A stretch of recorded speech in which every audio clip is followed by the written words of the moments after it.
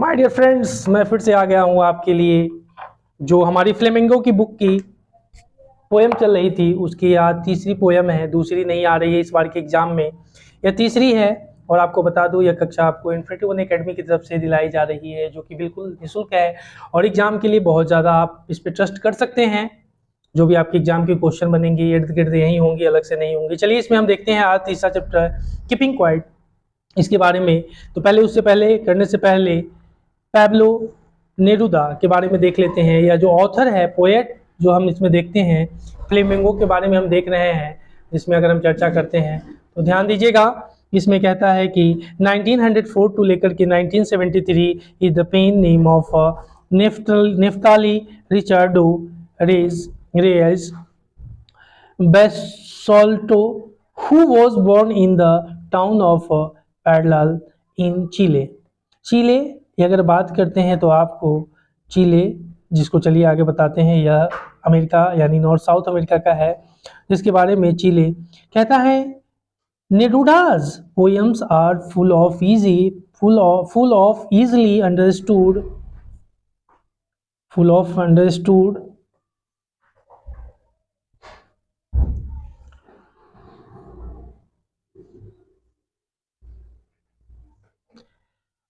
images which make them no less beautiful. He won the Nobel Prize for Literature in the year 1971। इन्होंने Nobel prize भी जीता। In this poem, Neruda talks about the necessity of quiet introspections and creating a feeling of mutual understandings among human beings। इसमें हम देखते हैं before you read, इसमें what does the title of the poem suggest to you? What do you think the poem is about? देखिएगा, now we will count to 12 and we will all keep still for once on the face of the earth. Let's not speak in any language. Let's stop for 1 second and not move our arms so much. It would be an ecstatic moment without just we would all be together in a certain strangeness.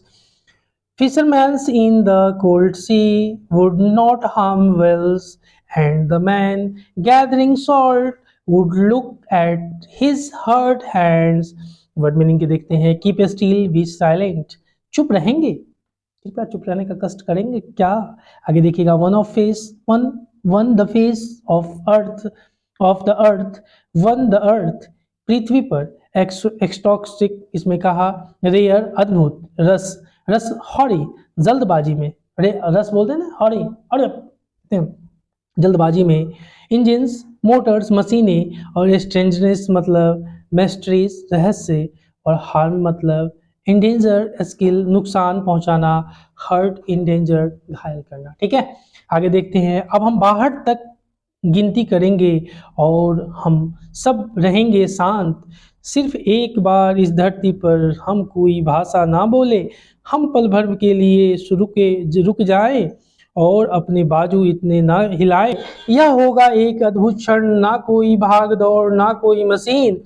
हम सब होंगे साथ साथ। एक अचानक पैदा हुआ रहस्य में ठंडे समुद्र में मछुआरे नहीं मारेंगे वेल को, और नमक इकट्ठा करने वाले देखेंगे अपने घायल हाथ को। Those who prepare green wars with gas, wars with fire, victory with survivors, would put on clean clothes and walk about with their brothers in the shade, doing nothing. What I want should not be confused with total inactivity. Life is what it is about. I want no truck with death. If we were not so single-minded about keeping our lives moving and for once could do nothing. Perhaps a huge silence interrupt this sadness of never understanding ourselves and of threatening ourselves with death. Clear? चलिए, word meaning green मतलब fresh, new नए, और survivors मतलब remainings alive जिंदा, बच्चे, इन्फेंसिटी, in activity, इनएक्शंस, अकर्मण्यता, truck यानी dealings व्यवहार नाता, उसके बाद सिंगल माइंडेड, डिटरमाइंड दृढ़ निश्चय यानी इंटरप्टेड हैड, उसके बाद हर्ट दखल देना। कहाँ वे जो तैयारी कर रहे हैं नए युद्धों की, गैसों के युद्धों की, अग्नि के युद्धों की, सबका अंत करने वाले विजय की, वे पहनेंगे साफ कपड़े को और चहलकदमी करेंगे अपने भाइयों के साथ छाया में आराम के साथ। जो मैं चाहता हूँ मत समझाना भ्रम बस, जो मैं चाहता हूँ मत समझाना भ्रम बस, संपूर्ण अकर्मण्यता जीवन है इस सबका केंद्र। मैं नहीं चाहता मृत्यु से कोई नाता, मैं नहीं चाहता मृत्यु से कोई नाता, अगर हम इतने दृढ़ निश्चय न होते अपने जीवन को चलाने रखने को, और एक बार हो सकता कार्य शून्य, शायद एक विशाल चुप्पी इस उदासी को तोड़ सके, शायद एक विशाल चुप्पी इस उदासी को तोड़ सके, कभी स्वयं को न समझ सकने की और स्वयं को हमेशा धमकाते रहने की मृत्यु से। Perhaps the earth can teach us as vain everything seems dead and later proves to be alive. Now I will count up to 12 and you keep quiet and I will go. Word meaning alive मतलब living जिंदा।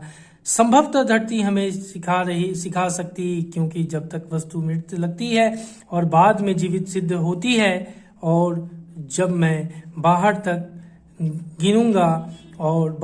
गिनूंगा और तुम चुप हो और मैं चला जाऊंगा।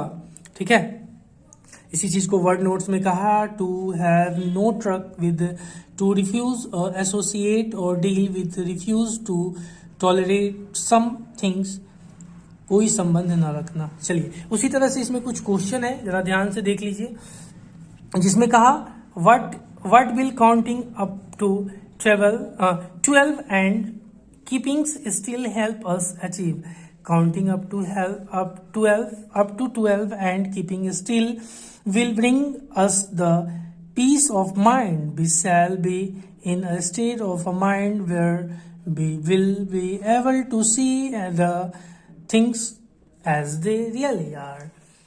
We will be able to understand ourselves better, and then we are accepted to behave better. Okay, दूसरा है, do you think the poet advocates total inactivity and death. No, the poet does not advocate total inactivities and death. He clearly says, what I want should no be confused with total inactivity, and I want no truck with death. ठीक है, then next अगला question है, what is the sadness that the poet referred to is the poem.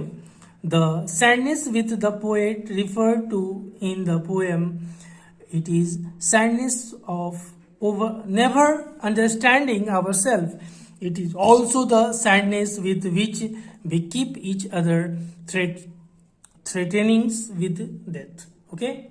Next question, what symbols from nature does the poets invoke to say that there can be life under apparent